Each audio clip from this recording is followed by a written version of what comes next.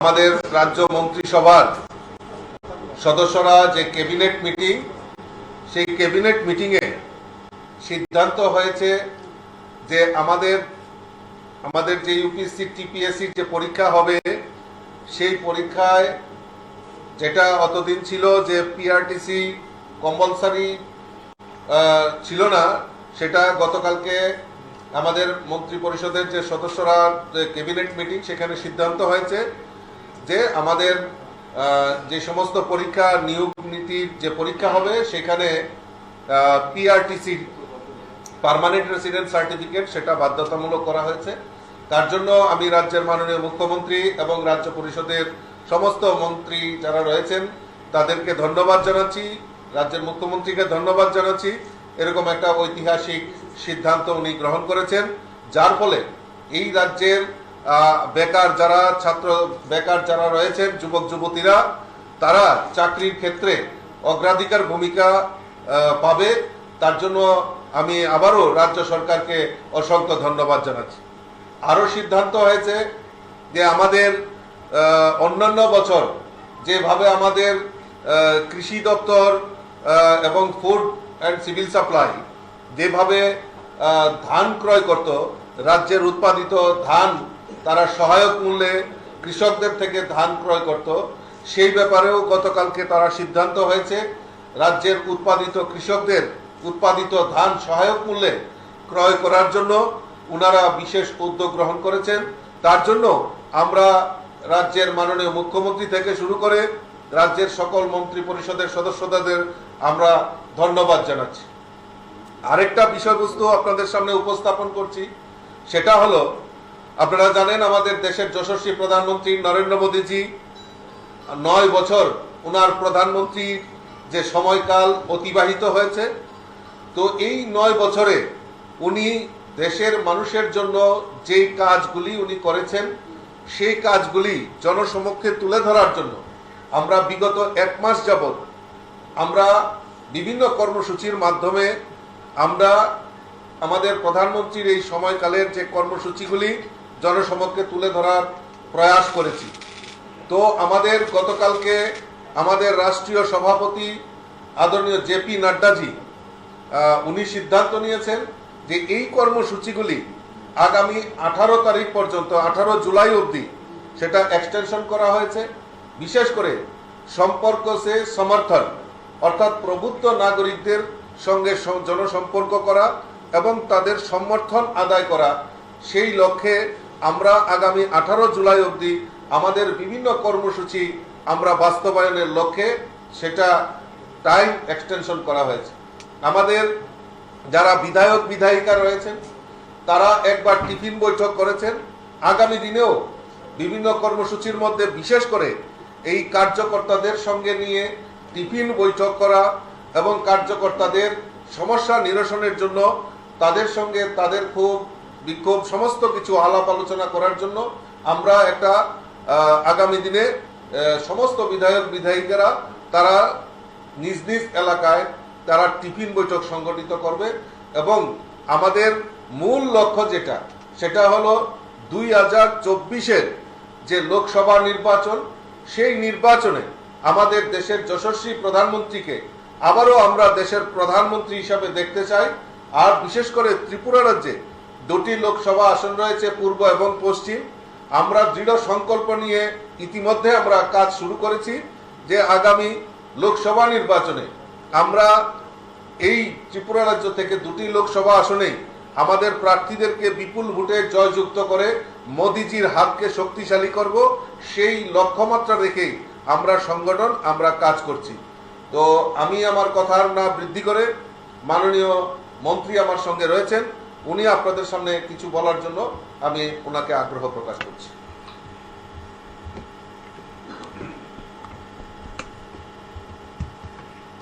সাংবাদিক বন্ধুরা,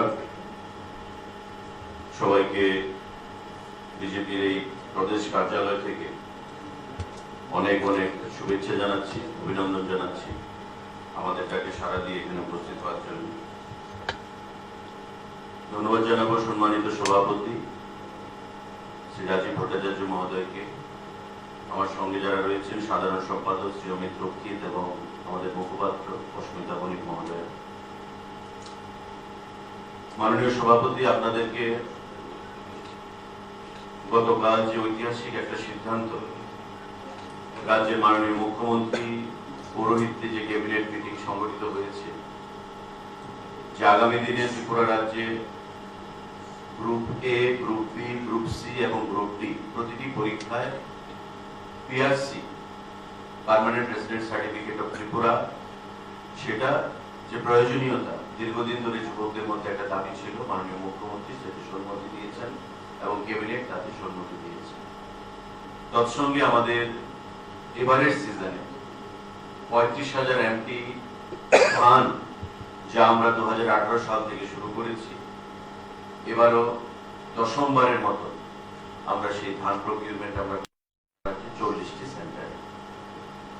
তার বাইরে গিয়ে আজকে আপনাদেরকে এখানে ডাকার যে উদ্দেশ্য, সেটা হচ্ছে যে আমরা বরাবরই দাবি করে আসছিলাম নির্বাচনের আগে যে এই রাজ্যে কংগ্রেস দল ফুরিয়ে গেছে এবং তার জন্য তাদের যে রাজনৈতিক দেউলিয়াপনা তা প্রকাশ পেয়েছে গত বিধানসভা নির্বাচনে কমিউনিস্ট পার্টির সঙ্গে আঘাত করে। আজকে তাদের যে দেউলিয়াপনা তার পরিষ্কার প্রমাণ তারা আবার প্রদান করেছে রাজ্যবাসীর সাথে এবং সারা দেশবাসীর কাছে। একটা সময় ছিল যখন এই রাজ্যে প্রয়াত মুখ্যমন্ত্রী শচীন্দ্রলাল সিংহ, সুকুমার সেনগুপ্ত, রাধিকা রঞ্জন গুপ্ত, এই সমস্ত জননেতারা যারা কমিউনিস্ট পার্টির বিরুদ্ধে লড়াই করেছিলেন এবং কংগ্রেসকে প্রতিষ্ঠা করার জন্য সর্বস্ব বলিদান দিয়েছিলেন, আজকে সমস্ত কিছু ভুলে গিয়ে দেউলিয়াপনা দেখিয়ে গত নির্বাচনে কংগ্রেস এবং কমিউনিস্ট পার্টি আঘাত করেছে এবং তার ফলাফলও আপনাদের সামনে মানুষ এই অশুভ আঘাতকে বর্জন করেছে। তার আগে পশ্চিমবাংলায় বর্জন করেছে।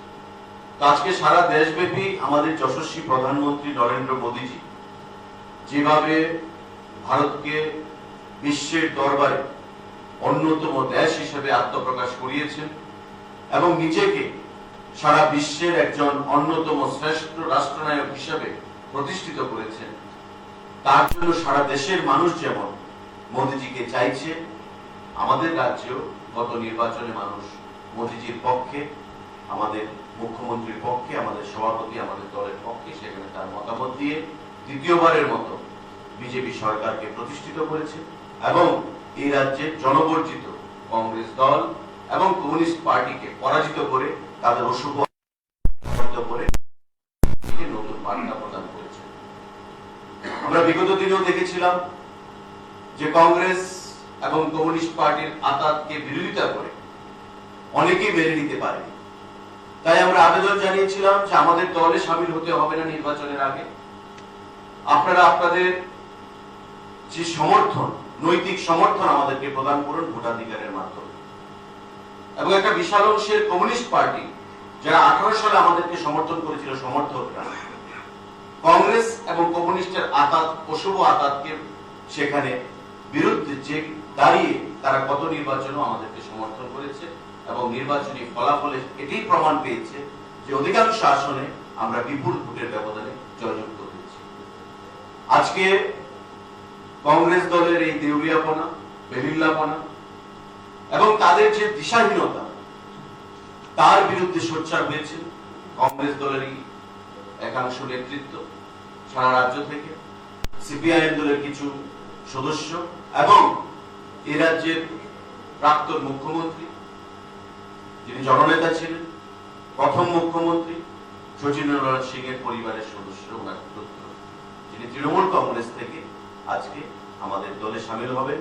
আমি নামগুলো পড়ছি যারা সামিল হচ্ছেন আজকে আমাদের সভাপতির হাত ধরে আমাদের ভারতীয় জনতা পার্টি দলে, এবং আগামী দিনে এই কমিউনিস্ট পার্টি এবং কংগ্রেস দল যারা বিগত নির্বাচনে মানুষের সঙ্গে বৈমাতৃসুলভ আচরণ করেছে, দুজনে একে অপরের সঙ্গে আঘাতের মাধ্যমে, সেই দলকে আমরা তাসের ঘরের মতো ভাঙব। এটা এমন নয় যে জোর দেখিয়ে, ভয় দেখিয়ে, লোভ দেখিয়ে আমরা তাদেরকে দলে টেনে নিচ্ছি। তারা বুঝতে পেরেছে যে মোদীজির নেতৃত্বে দেশ যেভাবে অগ্রগতির নিশানা এগিয়ে যাচ্ছে, দিকে এগিয়ে যাচ্ছে, আমাদের মুখ্যমন্ত্রী, আমাদের সভাপতির নেতৃত্বে দিনে দিনে যেভাবে রাজ্যে বিজেপি সংগঠিত, মানুষ যেভাবে বিজেপিকে সমর্থন করেছে, জনতা পার্টি একমাত্র বিকল্প সারা দেশে এবং এই রাজ্যেও। এবং সেদিন দূর নয় যে আগামী 24 সালের লোকসভা নির্বাচনে 300-রও বেশি আসন নিয়ে আবার এই রাজ্যে ভারতীয় জনতা পার্টি সেখানে ক্ষমতায় প্রতিষ্ঠিত হবে।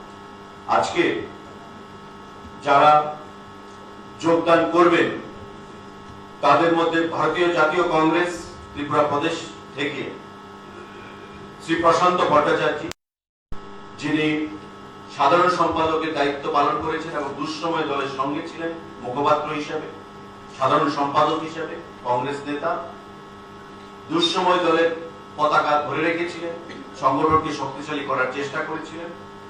তার সঙ্গে আসছেন সুদর্শন মজুমদার, সদর ডিস্ট্রিক্ট সেক্রেটারি, রাজীব দাস, সদর ডিস্ট্রিক্ট সেক্রেটারি, আশিস দেব, ডিস্ট্রিক্ট মেম্বার। সিআইটিইউ থেকে শ্রী সুরজিৎ ভট্টাচার্য, রাজ্য কমিটির সদস্য, শান্তির বাজার ওনার বাড়ি, শান্তির বাজার থেকে উনি যোগদান করছেন। এবং তৃণমূল কংগ্রেস থেকে শ্রী আশিস লাল সিং, রাজ্য তৃণমূলের প্রাক্তন সভাপতি, শ্রীমতী কোহেলি দাস, জেনারেল সেক্রেটারি তৃণমূল কংগ্রেস এবং ক্যান্ডিডেট ছিলেন তিনি গত নির্বাচনে, শ্রী কৃষ্ণকান্ত দেবনাথ, তৃণমূল কংগ্রেসের secretary, Shri Biswanath Ghosh, executive member, Shri Swapnadeep Chakraborty, তারা তৃণমূল কংগ্রেস থেকে যোগদান করছে। কংগ্রেস থেকে নাম আমি অলরেডি বলেছি আপনাদেরকে, এবং সিআইটিইউ থেকে যারা যোগদান করবেন একজন রাজ্য কমিটির সদস্য, শান্তির বাজারের শ্রী সুরজিৎ ভট্টাচার্য। তো আমাদের মাননীয় সভাপতি তাদেরকে দলে বরণ করিয়ে নেবেন, জাতীয় আমাদের বিজেপির পতাকা দিয়ে উত্তরীয় পরিয়ে আমরা তাদেরকে দলে স্বাগত জানাচ্ছি। এবং সারা রাজ্যে যারা এখনো কংগ্রেস দল, কমিউনিস্ট পার্টি দলের সঙ্গে রয়েছেন, আমরা আপনাদেরকে উদাত্তভাবে আহ্বান জানাচ্ছি, আন্তরিকভাবে আহ্বান জানাচ্ছি যে আপনারা আগামী দিনে ভারতীয় জনতা পার্টিতে যোগদান করুন। কারণ ভারতীয় জনতা পার্টি আমাদের সর্ববৃহৎ নেতৃত্ব, সর্ববৃহৎ দল এবং সর্ববৃহৎ নেতৃত্ব আমাদের মোদীজি যে দিশায় দেশকে নিয়ে যেতে চাইছেন, ভারতকে বিশ্বগুরু তৈরি করতে চাইছেন, আমাদের রাজ্যকে এক ত্রিপুরা, শ্রেষ্ঠ ত্রিপুরা করতে চাইছেন, তাকে শক্তিশালী করতে হবে। এবং আগামী লোকসভা নির্বাচনের জন্য আপনারা শুনেছেন আমাদের সভাপতি যে কর্মসূচি ঘোষণা দিয়েছেন, আমাদের কাজ শুরু হয়ে গেছে। এবং আগামী লোকসভা আসনে এই দুটো আসন থেকে আমাদের পদ্মফুলকে জয়ী করে মোদীজিকে শক্তিশালী করতে হবে। এবং সেইটাকে সারা দিয়ে আজকে কংগ্রেস দল, কমিউনিস্ট পার্টি এবং তৃণমূল কংগ্রেস থেকে যে নেতৃত্বরা যোগদান করছেন, আমরা তাদেরকে আন্তরিকভাবে দলে স্বাগত জানাচ্ছি এবং জানাবো। এবং আগামী দিনে আবারও আন্তরিকভাবে রাজ্যের কমিউনিস্ট পার্টি, কংগ্রেস দল, তাদেরকে আমরা আহ্বান জানাবো, নেতৃত্বদেরকে, যে আগামী দিনে আপনারা ভারতীয় জনতা পার্টির দলে যোগদান করুন। এই দল দেশের সার্বভৌমত্বকে রক্ষা করবে, করে আসছে। এই দল দেশের আভ্যন্তরীণ নিরাপত্তাকে রক্ষা করে আসছে।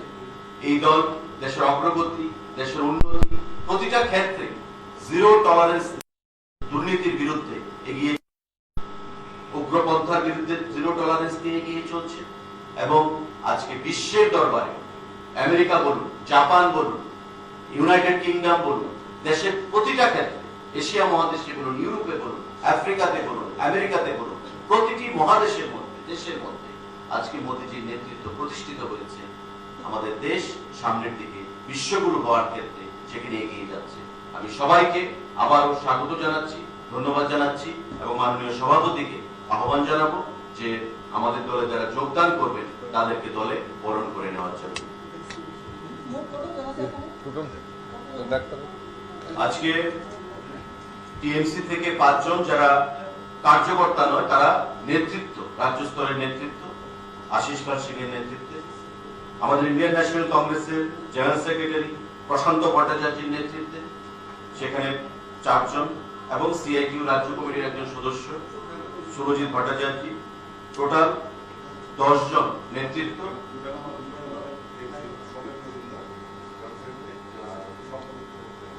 ঠিক আছে সপ্রদীপ লেখা আছে। আই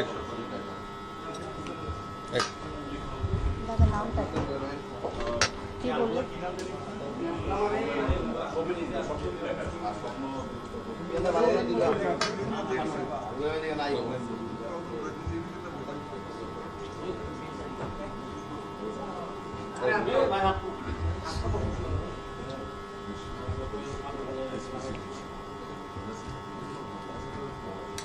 কই আসিস বউ আইন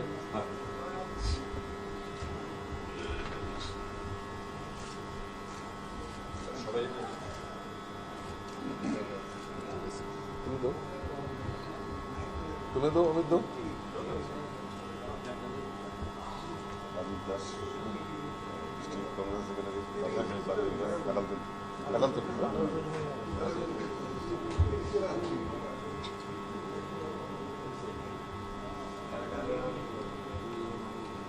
শুভজিৎ সিটু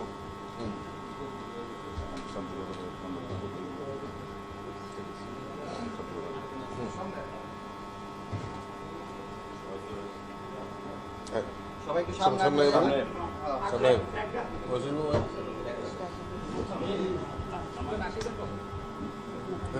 হ্যাঁ শুনতে পাবো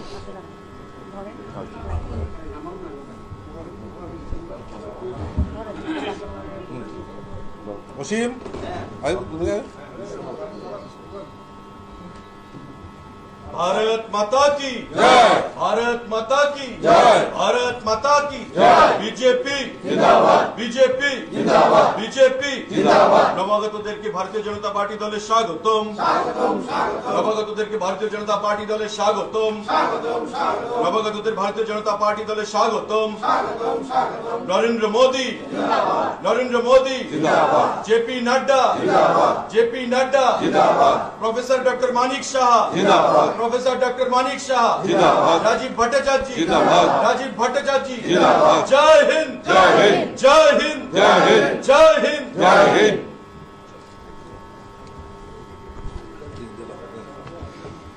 অসীম এদিকে আয়। এটা আমাদের ডিস্ট্রিক্ট প্রেসিডেন্ট অসীম ভট্টাচার্য আচ্ছা সব ব্রাহ্মণ ঠিক আছে তারা কই দিব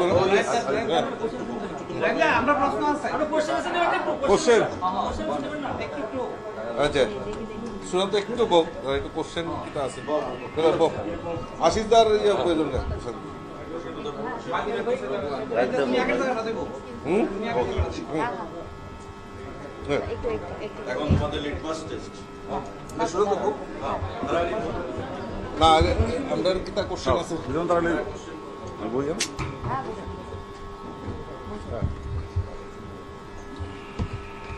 हाँ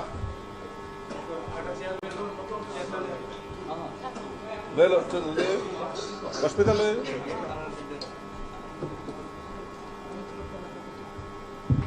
রাজীব বাবু 2024 লোকসভা নির্বাচনকে সামনে রেখে আগামী দিন গুয়াহাটিতে পূর্বাঞ্চলের বৈঠক হচ্ছে আপনারা যাচ্ছেন ত্রিপুরা থেকে কতজন যাচ্ছে আর কি কি বিষয়ে সেখানে আলোচনা হতে যাচ্ছে আর কিছু না এটা শেষ হোক না আচ্ছা আপনারা জানেন যে আমাদের ভারতবর্ষের 4টি জোনে আমাদের ভাগ করা হয়েছে তো এর মধ্যে এই নর্থ ইস্ট স্টেট এবং সঙ্গে পশ্চিমবাংলা এবং ঝাড়খণ্ডকে একসঙ্গে করে একটা টিম তৈরি করা হয়েছে তো এই লোকসভা নির্বাচনের প্রস্তুতি সম্পর্কে এই চারটি জোনে বৈঠক সংগঠিত হবে তো আগামীকালকে আগামী 6ই জুলাই আমাদের গুয়াহাটিতে নর্থ ইস্ট স্টেট এবং সঙ্গে পশ্চিমবাংলা আর ঝাড়খণ্ড নিয়ে আগামীকালকে 6 তারিখে সেখানে বৈঠক রয়েছে সেখানে সংগঠনের তরফ থেকে যারা রাজ্য সভাপতি রয়েছেন তারা থাকবেন এবং এখানকার রাজ্য প্রভারী বিজেপি এবং সংগঠন মন্ত্রী যারা রয়েছেন তারা থাকবেন আর সেখানে কেন্দ্র থেকে আমাদের মাননীয় general secretary organisation BL Santoshji Shiv Prakashji এবং কেন্দ্রের আরো অনেক নেতৃত্বরা সেখানে Binod Tawdeji all India general secretary ওনারাও উপস্থিত থাকবেন তার মূল বিষয়বস্তু হলো যে আমরা আগামী লোকসভা নির্বাচনের আমাদের কিভাবে আমরা নির্বাচন লড়ব, কিভাবে ভোটারের সংখ্যা আমরা বৃদ্ধি করব, সেই সম্পর্কে বিস্তারিত এবং সংগঠন সম্পর্কে বিস্তারিত আলোচনা সেই মিটিংয়ে সেখানে হবে। সেই এজেন্ডা আমাদের কাছে এসেছে। सर एक चीज अभी जो नया ज्वाइनिंग हुआ इससे ये अपोजिशन जो एक टाइम में आपके थे कांग्रेस और तृणमूल से ज्वाइन किए, दूसरा एक नया डेवलपमेंट दिखाई दे रहा है कि टिप्रा मोथा के सुप्रीमो जो वापस आए अमित शाह जी से बात करके, तो उन्होंने बोला कि उनका जो मेन डिमांड है कॉन्स्टिट्यूशन या फुलफिलमेंट ऑफ ग्रेटर टिप्रा जो भी है, उस पे आपका राय क्या है? और दूसरी बात है, अच्छा ठीक है ये कर लीजिए, इसके बाद दूसरा मैं देखिए, अलग अलग पार्टी का अलग अलग स्टैंड हो सकता है। हमारा पॉलिटिकल स्टैंड है कि जनजाति क्षेत्रों में विकास करना। त्रिपुरा में अब तक जो चला है, जनजाति एरिया में स्लोगन था, एक बार स्वाधीन त्रिपुरा, कोई चाहता है ग्रेटर त्रिपुरा लैंड, कोई चाहता है अलग त्रिपुरा लैंड। लेकिन भारतीय जनता पार्टी का एक ही स्लोगन है, सबका साथ, सबका विकास, सबका विश्वास। ये हमारा स्टैंड पॉइंट है। जनजाति क्षेत्रों में विकास करना, डेवलप करना, ये पार्टी का मेन पॉइंट है। जैसे आप अभी शिक्षा की बात करें, जनजाति क्षेत्रों में जो जनजाति स्टूडेंट है, इन लोगों के लिए आप जानते हैं मोदी जी ने एकलव्य विद्यालय त्रिपुरा में टोटल 18 सैंक्शन किया है, 10 अभी काम चल रहा है, 1-2 में स्टार्ट भी हो गया है। और बिजली हो, सड़क हो और जल जीवन मिशन ने हर जनजाति क्षेत्रों में जल पहुंचाना, इन लोगों को सुरक्षा देना, ये प्राथमिकता है। हम लोग स्लोगन भी नहीं देते हैं और हम लोग कुछ ऐसे उल्टा सीधा भी नहीं करते। हम लोग चाहते हैं मेन फोकस है जनजाति क्षेत्रों में डेवलप होना, और ये हम लेके हमारा जो गवर्नमेंट है, हमारा माननीय सीएम की लीडरशिप में जो हमारा मेन फोकस है, उस फोकस में, डेवलपमेंट फोकस में हम लोग कंसंट्रेट कर रहे हैं। और पार्टी, दूसरे पार्टी का भी अलग अलग नजरिया होता है, उनका इश्यू अलग होता है, मूवमेंट हम लोग देख रहे हैं। लेकिन हमारा दिशा है जो जनजाति क्षेत्रों में विकास होगा, तब त्रिपुरा, जो एक त्रिपुरा श्रेष्ठ त्रिपुरा का जो हम लोग नारा लगा रहे हैं, वो वास्तविक में ठीक हो। तो एडीसी को लेके आप लोगों का क्या सोच है? क्योंकि बार बार यही सवाल आ रहा है कि एडीसी के पास फंड नहीं मिल रहा है। Are you in support of direct funding for the ADC because already Bodoland ऐसे है? देखिए, आप जैसे बोल रहे हैं, हम लोग पहले जानते हैं जो 2018 में सरकार बनी, इसके बाद हम लोगों ने डायरेक्ट मांग किया है कि जनजाति क्षेत्रों में जो एडीसी एरिया में जो 28 सीट है, उसमें 50 सीट करने के लिए हम लोग कैबिनेट डिसीजन लेके हम लोग दिल्ली में भेजा है। वो पार्लियामेंट्री में जाएगा, उसमें सैंक्शन होगा, तब वो लागू होगा। लेकिन हम लोग भी चाहते हैं जनजाति एरिया में, एडीसी एरिया में डेवलपमेंट हो। जैसे आप जानते हैं कि हमारा गवर्नमेंट ने खुमलुंग में एक हॉस्पिटल निर्माण के लिए 30 करोड़ रुपया दिया है। और भी इंफ्रास्ट्रक्चर बिल्डअप हो, डेवलपमेंट इशू में हमारा सरकार कभी पीछे नहीं हटेगा। जो डिमांड आएगा वो तुरंत कार्रवाई में होगा। और हम लोग चाहते हैं जो पैसा गवर्नमेंट देता है वो यूटिलाइजेशन भी सटीक और सही दिशा में हो, इसके लिए भी हम लोग डिमांड करते हैं। आप लोग देखा, हमारा जो जनजाति मोर्चा है वो भी लगे हुए, वो भी कभी कभी मूवमेंट करता है कि जनजाति क्षेत्रों में जो सरकार, गवर्नमेंट जो पैसा देता है, जो वो ठीक तरह यूटिलाइज हो, इस दिशा पर हम लोग काम कर रहे हैं। যেটা ভিলেজ কাউন্সিল নির্বাচন এবং ধনপুর উপনির্বাচন নিয়ে দলের প্রস্তুতি কতটা কি আছে? একদম এক্স্যাক্টলি ধনপুর যে বাই ইলেকশন হবে, সেই বাই ইলেকশন নিয়ে আমরা 1-2 দিনের মধ্যেই আমাদের একটা বিশাল কর্মসূচি রয়েছে। সেটা আমি পরবর্তীতে আপনাদের কাছে আমি নিয়ে আসবো জনসম্মুখে। এই এবং গত 2-1 দিন আগে জনজাতি মোর্চাদের আমাদের সর্বভারতীয় যিনি সভাপতি সমীর ওরামজি আমাদের এই ত্রিপুরা রাজ্য সফর এসেছিলেন। জনজাতিদের নিয়ে আমরা একটা সাংগঠনিক বৈঠক করেছি। দুটো নির্বাচনের জন্য, ধনপুরের নির্বাচনের জন্য দল প্রস্তুত এবং 1-2 দিনের মধ্যে আমরা সেখানে বুথ লেভেলে কিছু কর্মসূচি আমরা করব, সেটা আমরা পরবর্তীতে আপনাদেরকে জানিয়ে দেওয়া হবে। এবং আমাদের যে ভিলেজ কমিটি নির্বাচন নিয়েও জনজাতি এলাকায় আমাদের সংগঠনকে শক্তিশালী করা, বুথকে শক্তিশালী করা, সেই লক্ষ্যমাত্রা রেখে আমাদের কাজ শুরু হচ্ছে। জনশ্রুতি গুঞ্জনটা এরকম ধন্যবাদ। এখন না একটা মিনিট কোশ্চেন, জনশ্রুতি গুঞ্জন আপনি নাকি ধনপুর থেকে প্রতিনিধিত্ব করছেন। দেখুন, দল সর্বোপরি, আমাদের কেন্দ্রীয় পার্লামেন্টারি বোর্ড রয়েছে, আমাদের দলের শীর্ষ নেতৃত্বরা রয়েছে, যেখানে যাকে ভারতীয় জনতা পার্টি কার্যকর্তাদের পার্টি, ভারতীয় জনতা পার্টি যা সিদ্ধান্ত নেয় এই সিদ্ধান্ত মোতাবেক আমাদের কাজ করতে হবে।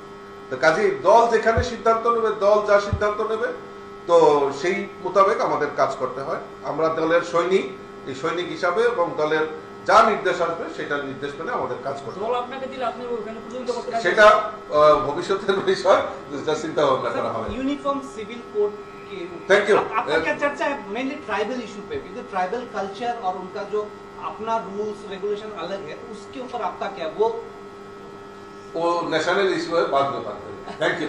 আচ্ছা যারা আইসে যুদ্ধ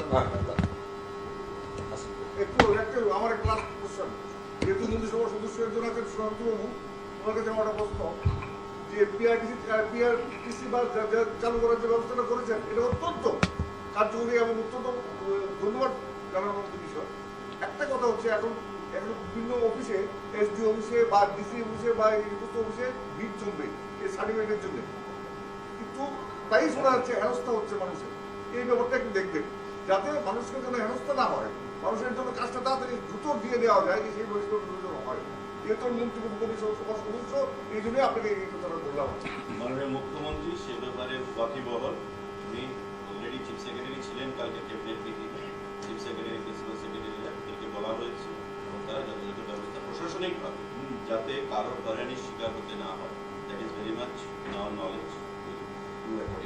So will be there some provision for online application also, so that they don't need to go to the office? Instead, the IT department It will will strictly depend upon the concerned department, how they want to process. no for the application for the this PRTC. PRTC, Yeah. that we will take a call on. That is not a big deal, not a big issue. Okay sir, thank you sir. Sir যারা আইসে তারা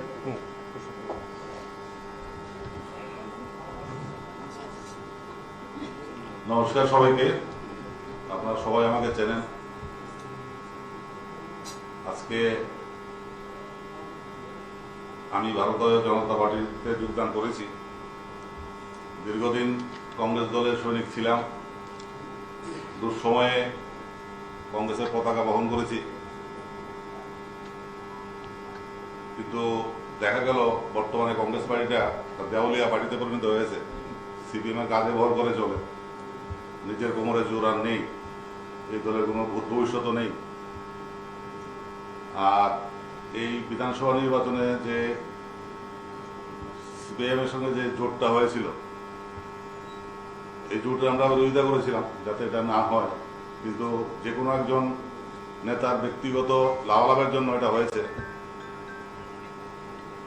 তো Congress party এখন বর্তমানে একজনকে lease দিয়ে দিয়েছে দিল্লি। উনি যা বলেন দিল্লি তাই করেন। যারা দুঃসময়ে কংগ্রেস দলে ছিলেন বা এখনো আছেন কংগ্রেস দলে, তাদের দলে কোনো মর্যাদা নেই, ওনারা মর্যাদা পাচ্ছেন না। এই সমস্ত কারণ নিয়ে দেখলাম যে এই দলটা করা আমার পক্ষে সম্ভব হচ্ছে না। আমি দল থেকে পদত্যাগ করলাম গত কিছুদিন আগে। পাশাপাশি আমি দেখলাম আমাদের দেশের যে যশস্বী প্রধানমন্ত্রী নরেন্দ্র মোদীজি ত্রিপুরার ব্যাপারে, ছোট্ট একটা রাজ্য ত্রিপুরা ভারতবর্ষে, আমরা কোনোদিন, আমার বয়সে আমি কোনোদিন দেখিনি যে ভারতবর্ষের প্রধানমন্ত্রী ভোপাল থেকে টুইট করে ক্ষতিগ্রস্ত পরিবারকে 2 লক্ষ টাকা ঘোষণা করেছেন, আর 50,000 টাকা আহতদের কুমারঘাটের যে ঘটনাটা, এটা সত্যি আমাকে খুব অবাক করেছে। আমি অনেকেই বলেছি যে আমি ভারতবর্ষের কোনো প্রধানমন্ত্রীকে ত্রিপুরা নিয়ে কোনো কথা বলতে দেখিনি।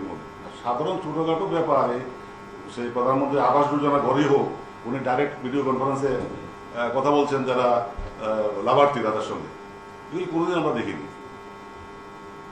এবং 2014 সালে দিল্লিতে বিজেপি সরকার প্রতিষ্ঠিত হওয়ার পর থেকে ত্রিপুরা রেলওয়ের মানচিত্রে যেভাবে রেলওয়ের উন্নতি ঘটেছে, এটা তো একদম জ্যান্ত, জল জ্যান্ত দেখা আমাদের।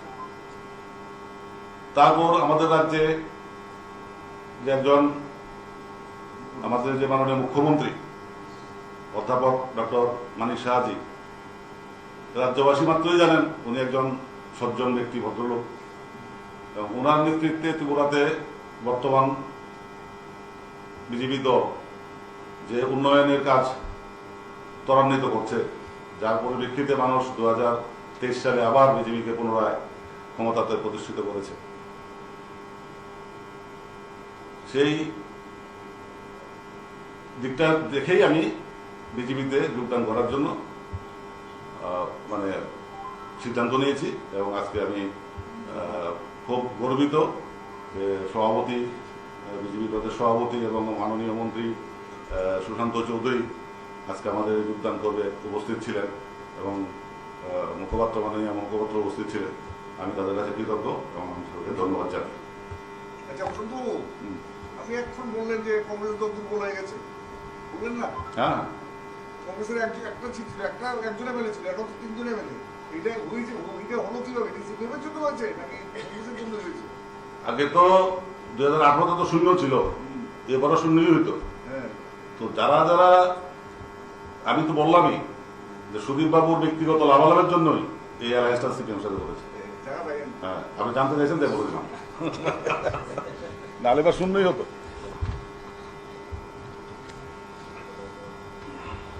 নমস্কার সবাইকে। আমি আজ এই পদক্ষেপটা নিলাম, তার কারণ আমাকে একটু পিছিয়ে যেতে হবে। আপনাদের কিছুটা সময় হয়তো আমি নষ্ট করব। প্রয়াত মুখ্যমন্ত্রী সুধীর রঞ্জন মজুমদার, যিনি তৃণমূলটাকে এখানে এস্টাবলিশ করেছিলেন, উনি এত দুঃখ পেয়েছিলেন, তার কারণ উনি 7 দিন ধরে কলকাতায় বসেছিলেন, অথচ মমতা ব্যানার্জির দেখা পান, ওনার সময় হয়। এটা একটা কারণ। তা আপনারা বলতে পারেন যে তাহলে এতদিন কেন ওয়েট করেছেন? হয়তো আমি ব্যতিক্রম ছিলাম, যেহেতু আমি বেঙ্গলে ছাত্র রাজনীতির সঙ্গে জড়িত ছিলাম, আমি হয়তো ওনার সঙ্গে দেখা করতে পারতাম, কিন্তু আমার দেখা করে তো কোনো ব্যাপার নয়। যেমনি আমাদের প্রাক্তন সভাপতি ছিলেন সুরজিৎ দত্ত, তারপরে রতন চক্রবর্তী, ওনারাও এই সেম ঘটনা ওনাদের সঙ্গে ঘটেছে, ওনারা দেখা করতে পারতেন না। এবং আমার সঙ্গে যারা রয়েছেন, যারা এখানে ধরুন প্রার্থী ছিলেন, ওনারা কোনো দেখা করতে পারেন না। ইভেন উনি যখন ত্রিপুরায় আসতেন, উনি কারোর সঙ্গে দেখা করতেন না। এটা কেন হবে? এটা একটা ক্ষোভ, এবং এই ক্ষোভটা আমি ধৈর্যচ্যুতি ঘটেছিল এবার ইলেকশনের সময়। She was over here for 2 days, but she didn't meet anyone. কেন এটা হবে? ত্রিপুরার লোককে হেলাফেলা, ত্রিপুরার মানুষকে অবহেলিত থাকবে, তার কারণটা। আর যেই পার্টি 60টা সিটের ভেতরে 28টা সিট দেয়, এটাও আমাদের একটা রিভোল্ট আমরা করেছিলাম, যে যেখানে 60টা লোক সব জায়গায় দেওয়ার মতো পরিস্থিতি থাকবে, সেখানে কেন 28টা প্রার্থী? রিজনটা কি? এই কারণগুলো থেকে আমরা ধৈর্যচ্যুতি ঘটেছে। এবং আমরা বিজেপিতে কেন এলাম, তার কারণটা হচ্ছে we are impressed with the work of Honorable CM, the party president Rajiv Bhattacharya, the youngster like Sushanta Chaudhary, Vikas Dev Verma and others. We are proud. We felt proud that after 5 years BJP has done very good job over here. আমরা হয়তো বিরোধীতে ছিলাম, বিরোধিতা করতে হবে, কিন্তু যেটা বাস্তব সেটাকে মেনে নিতে হবে। বিজেপি যে কাজ করেছেন, সেই কাজকে আমরাও চাই তাতে সামিল হওয়ার জন্য, এবং সেই জন্যই আমরা সবাই এখানে জয়েন করেছি। And we are very proud now. Thank you. Okay, thank you.